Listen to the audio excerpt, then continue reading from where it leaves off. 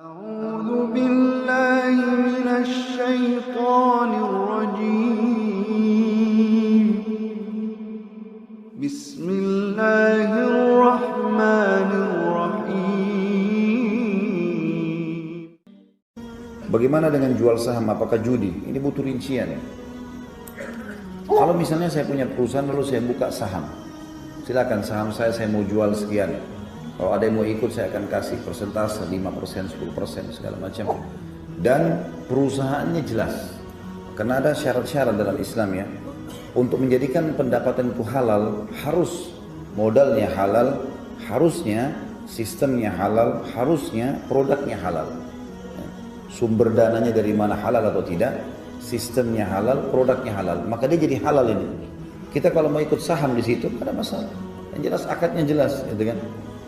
Ini dulu poin. Tapi kalau perusahaan itu memiliki salah satu pelanggaran dari 3 poin tadi, misal dasarnya perusahaan itu produknya haram, jual rokok misalnya atau jual apa gitu ya, khamr, atau misalnya sistemnya dia menggunakan sistem yang salah atau haram, ataupun memang kita tahu sebenarnya perusahaan ini awalnya dibangun dari modal yang haram, ini nggak boleh kita masuk saham di dalamnya. Itu poin dulu, masalah mana yang boleh, mana tidak boleh. Rincian yang lain teman-teman sekalian, saham juga ini tidak bisa hanya sekedar sesuatu yang tidak kelihatan.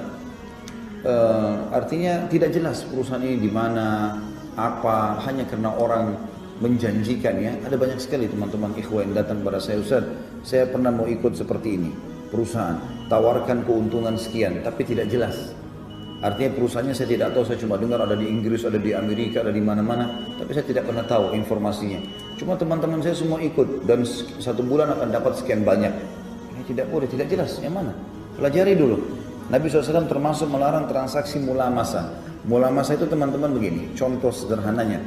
Kalau kita beli barang, diberikan contoh oleh para ulama, kemudian kita cuma menyentuhnya saja. Misal kita beli kain, kita beli baju, cuma kita sentuh saja. Sudah saya mau yang ini aja. Tanpa mengeceknya, itu namanya mulamasa. Dilarang oleh Nabi SAW. Tidak boleh. Karena nanti kalau kita ambil tanpa dicek, kemudian kita pergi dan rusak, ada rusaknya, maka belum tentu bisa dikembalikan. Maka ini sudah cukup untuk dilarang. Transaksi mulamasa.